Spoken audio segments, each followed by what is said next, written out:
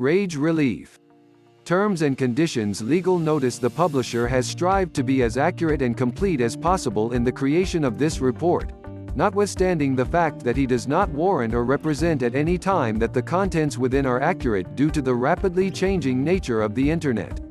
While all attempts have been made to verify information provided in this publication, the publisher assumes no responsibility for errors, omissions, or contrary interpretation of the subject matter herein. Any perceived slights of specific persons, peoples, or organizations are unintentional. In practical advice books, like anything else in life, there are no guarantees of income made. Readers are cautioned to rely on their own judgment about their individual circumstances to act accordingly. This book is not intended for use as a source of legal, business, accounting, or financial advice. All readers are advised to seek services of competent professionals in legal, business, accounting, and finance fields. You are encouraged to print this book for easy reading. Table of Contents. Foreword. Chapter 1. Introduction to Your New Life. Chapter 2. Identifying and Understanding Anger Triggers. Chapter 3. Basics to Controlling Rage. Chapter 4. Benefits of Meditation for Calmness. Chapter 5. Affirmations for Anger Management. Chapter 6. Healthy Habits for a Happy Life. Wrapping up. Foreword. Everyone has likely felt anger at one time or another. While particular persons get mad more often than others and have regular, intense blow-ups, others tend to bottle their feelings and then blow up or flare up without warning. Anger is a basic human emotion and a natural reaction to situations beyond our control. There are a lot of things that might set off or contribute to anger, like the actions of another person, an event, stress, expectations not being met, feeling hurt, contempt, humiliation, embarrassment, jealousy, and grief. Depending on how it's dealt with and expressed, anger might be positive or detrimental. It has positive effects if mad feelings help you address an issue or subject with yourself or a different person and correct the situation. Handling anger positively enables you to put detrimental emotions into perspective. If you want to let off steam, feel frustrated or stressed, there are constructive methods to channel your anger, like listening to music or going to gym. These are frequently used in treating anger disorders. However, expressing anger in a negative way frequently leads to assorted unhealthful behaviors like violence and aggression. You may get out of control and threatening to others. If anger interferes with your power to think or act clearly, this might cause you to get unnecessary trouble. If anger cramps your relationships with friends and loved ones, leads to violence, makes trouble in your business life, or persons fear your temper, you may be suffering from anger disorders, and addressing anger becomes crucial. Rage relief. Soothe the savage within and achieve calmness in any situation. Chapter 1. Introduction to Your New Life. Synopsis. No two persons experience the world in the same way. Everyone has his or her own particular interpretation of the way matters are. The essential thing here is that you've a view of the world that's unique to you and is based on the experiences that you've had in life, and that others have dissimilar models from yours based on their own experiences. Feeling free irrespective how curious it might appear to other people. Each individual's behavior adds up once you're able to see it through their eyes, through their experiences. It isn't unusual for people to mistake their models of the world for the true deal. It seems real clear to us what occurred. We don't commonly relax and think that as of the model I have of the world. I decided to focus on these details and to construe those details in this fashion, which led me to this conclusion: we generally simply think it happened this way. Why can't you see it my way? Feelings passing as truths occur once you cloud your thoughts with truth. The emotional brain makes up its mind about how we feel about matters before the thinking brain is even cognizant that something has occurred. You're able to see how this might lead us to trust our feelings. Frequently, raging people feel so strongly that their rage is rationalized that they assume there's no other explanation for what has happened. Studies have demonstrated that people who do things that most of us would see as destructive or raging, like gang members, spousal abusers, and belligerent road ragers, generally feel that their rage is justified, normally by past or present conditions. The key here is to recall that once we're under tension, our emotions are more likely to regulate our thoughts than the other way around, and therefore what we're thinking isn't always sensible or accurate. Ask yourself, is this a truth or merely a feeling? Treat feelings as a loved one, treasured, trusted but imperfect acquaintance. Pay attention to them and value them, but admit that they might be incorrect at times. Feelings might be colored by tiredness, pain, stress, or chronic attitudes. If after quiet analysis your rage does seem justified, recall that you're able to be firm, resolute, and in command of your responses, without hate or resentment. Overgeneralization is making up one's mind that your damaging experiences apply to all situations. If this is foul, everything is. Well, no, it's merely one situation. Every state of affairs and every individual is different. Words like always, never, everyone, nobody, all or none are suggestive of overgeneralization. Attempt utilizing the opposite of these words. Some, occasionally I do pretty well, some people are responsible, sometimes some matters turn out well. Ask if a damaging event might be an exception to the rule. Maybe the earth isn't always like this? Some people overgeneralize in the positive direction. All the earth is good and safe, and get embittered and frustrated once an irresponsible act happens. Again, the word some helps. Labeling is once you afford yourself or another person a label or name as if a single word might totally describe an individual. For example, to state he's a moron means that he's always and in every way a moron. Plainly, this isn't fair or truthful. There has to be some things that he's some smarts about, or he would be drooling over himself in an institution someplace. Labels are usual in rage reactions and just fuel the fire. Remember, the emotional brain calls up everything you tell it, so if you're telling yourself that somebody is a moron, it will trust it and make you more likely to react that way to them regardless what they do. A few individuals who struggle with rage do so because they've labeled themselves as unintelligent or raging or fill in the blank. This frequently happens as their parents said or did mean or abusive things, or youngsters or teachers picked on them, and, youngsters being youngsters, they believed this is who they truly are and carry on to berate themselves to this day. How might you not walk around feeling hurt and raging if there's this voice inside your head yelling these frightful things at you all day long? Realize that it's merely a ghost from the past, an identity you got once you were 8 years old that has nothing to do with who you are today. By eliminating these things, you can be free from all of this. Chapter 2. Identifying and understanding anger triggers. Synopsis: the most essential step in angriness management is recognizing if you're easily aggravated and have a mad personality, and finding out how to take responsibility for your responses to angriness and aggravation. What happens? Mad people live with elevated levels of frustration, but great angriness management methods let them learn to keep their irritation in check, by accepting their temperament, and accepting the responsibility of coping with it, by studying anger management techniques to deal with the prompts and triggers that might rapidly turn to angriness.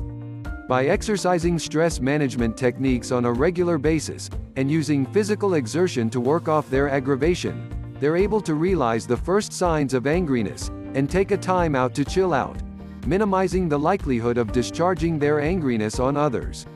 Mature people attempt to exercise positive ways to deal with their angriness in a controversy. One favorable way to cope with angriness against loved ones is to make a contract that they may leave during a riff, whenever they feel that they might lose control. Simply go to a private spot for break. Privately, they perform damage control methods like waiting out the initial surge of the angriness, and attempting to think from the other individual's viewpoint, to bring their angriness level downward and then return to cope with the issue. Admitting that you've an angriness-prone personality and recognizing the need to actively work towards angriness management in order to live a happier life, makes the difference in dealing with angriness successfully. A dedication to discipline and taking parenting classes to seek more efficient means of disciplining their children, taking angriness management classes, and taking part in couples counseling, helps mad people to learn more advantageous ways of being with the people they work and live with. A few people with high degrees of frustration monitor themselves and work at bringing down their angriness reactions, through positive angriness management techniques, as their moral sense tells them that their flare-ups harm others. A few people realize that they're acting out mad reactions they learned from their own parents, and sending that legacy down to their own youngsters. A few get help as their mate gives them the ultimatum of threatening to leave them if they don't get help. A few get help only after they lose their mate and loved ones, but unhappily, a few never learn angriness management techniques that may save their relationships, if not their own lives. Chapter 3. Basics to controlling rage. Synopsis: being and staying infuriated isn't a mature reaction, and anger management helps people faced with acute anger to deal with an overtaking emotion in a favorable manner. Therefore, while professionals involved with contriving and instructing anger management specify it to be a strategy of addressing, describing and solving a tense situation by getting down to the primary cause of anger, they likewise help individuals recognize how to downplay tension during trying conditions. This is most viable when people faced with anger issues recognize there is little to be gained by being mad and a lot more to be accomplished by being calm. Even when anger lessens, the issue remains, and people with long-standing anger issues need to understand this in order to realize and work on the matters that make them mad and learn how to curb their responses to situations and harsh people that endanger their mental well-being. Getting started: the beginning and most primary way to avail anger management help is to open up and express mad emotions and feelings that bring pain, stress and anxiety in a person with a sympathizing acquaintance or loved ones, as most mad people require a kind ear when dealing with difficult situations. A mature listener will help the mad person comprehend the other person's point of view without wounding their feelings and smooth over rough spots in a calm manner. But sharing the issue is crucial to getting the correct help. Putting down mad sentiments or maintaining a journal is different effective anger management tip that minimizes tension, as instead of speaking mad emotions, one has put them to paper. At times, this strategy is more beneficial than confrontation, which might bring conflict and rifts to further the problem if the person involved is likewise hot-headed. Writing down mad feelings also has the advantage of being a technique that helps one make conclusions about trigger factors that contributed to the person getting mad. On contemplation at a later stage, one is able to reread the notes made, and this supplies insightful info on reasons for anger and may be a clue into the true cause of the disruptive state of affairs. Discovering a solution is easier then, also. Staying away from a tense situation or going off on a vacation or even a walk, me time, is a different way to cope with anger that cuts back tension and keeps a person away from possibly detrimental, for mental health, spots, in addition to giving them time to contemplate their actions and the incident. Spiritual study, prayer, meditation, and stillness are additional procedures to deal with anger that bring down tension levels and wash off the pressures of life. People may take these up who are at ease with being solitary and wish to cause a positive change in their lives. They're likewise regarded as being a balm for broken spirits and corrective power for world-weary souls. Staying healthy and in shape, learning breathing and exercises, getting enough rest and communing with nature, in addition to looking on the brighter side of life, are a few other great ways to cope with anger, and a lot of people find the answer in music as well as opposed to confrontational techniques. Select the one that fits you. Chapter 4. Benefits of meditation for calmness. Synopsis: meditation is more than a strategy for relaxing the body, as a few people think. It's a way for acquiring freedom from ceaseless, nagging thoughts and cares, calming the chatter of the mind, and attaining inner peace and happiness. In its higher levels, it leads to spiritual awakening, nirvana, and to realizing who and what you are. Though it plays an important role in assorted religions and spiritual practices, it's truly a practice that's free from all religious intentions, and has forever been practiced everywhere, from ancient times until the current day. Meditate: there's always been the desire to go inside, to find what is beyond the physical form, and to discover the real spirit and the relation between humanity, the world and the Creator. There are a lot of forms, methods and traditions of meditation, which are rehearsed and followed for different reasons and aims, for relaxation and health, for mental mastery and inner peace, and naturally for arriving at spiritual awakening, nirvana, and for discovering who you genuinely are. Meditation calms the body and the mind, brings down stress and anxiety, normalizes the blood pressure and has a healing effect on the body. It betters the power of concentration, centers the mind and strengthens the intuition. Its steady practice reduces the number of uneasy thoughts in the mind and brings inner peace, felicity and bliss. In order to acquire results, it has to be practiced daily, at least once a day. Twice a day is better. A beginner may start with simply 10 minutes and gradually increment the time. Basically, there are two types of meditation.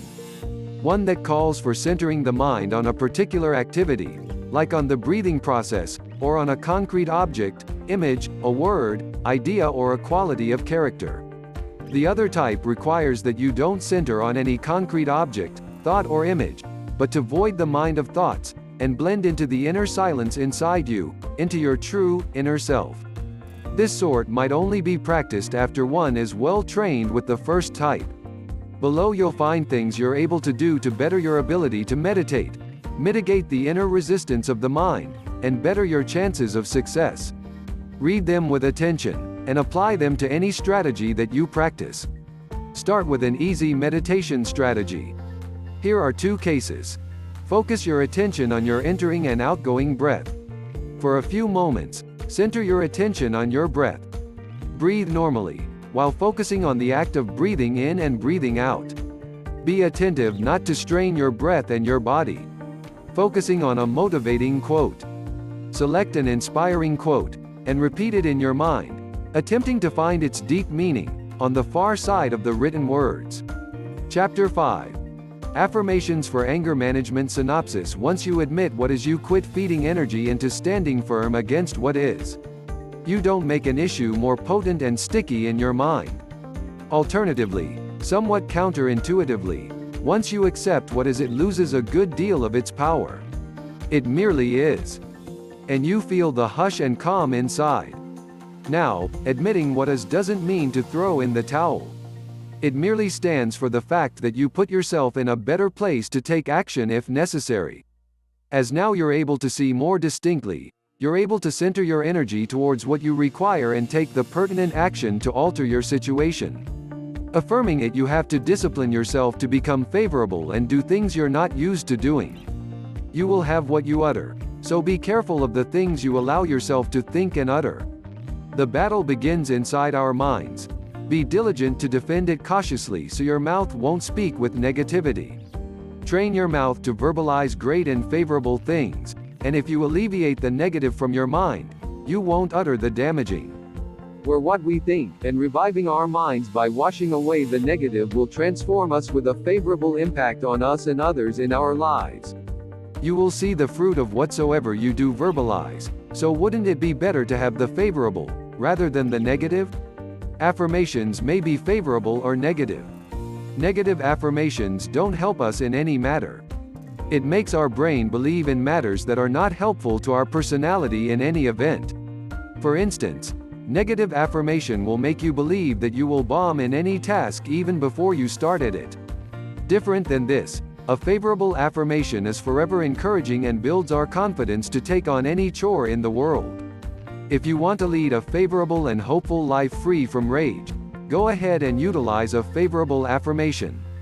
But, before that, do away with all the damaging thoughts and beliefs that you have sustained from childhood. Never devaluate your ability to do something. I am growing stronger daily. I love the work at office. I release the past. I've a life filled up with love and exhilaration. There are a number of facets when you're dealing with affirmations. You're able to consider it quietly or state it aloud. Uttering it out loud sets your mind in a different mood and opens up many gates. When you state it, feel the emotion and passion. This will present you even better results. A different strategy to make affirmations more effective is to envision your goal. However, the fundamentals remain unchanged. An affirmation has to be favorable. This will bring on an affirmative outlook for life and boost your satisfaction. Chapter 6. Healthy Habits for a Happy Life Synopsis. The toughest part of any new habit is coming through the first month, particularly the first several days. When you've made it through those first 30 days, it's much easier to continue as you've overpowered inertia. Altering habits. When we think about changing a habit for good, We frequently psych ourselves out before we begin. Believing we have to give something up for a lifespan is too overpowering to even consider. Enter the 30-day test. Instead of committing to a lasting change, your goal is to make a littler temporary allegiance. Test your new habit for only 30 days. After that, you're free to stop and go back to your old ways. It's simply 1 month out of your life. That isn't so tough, is it?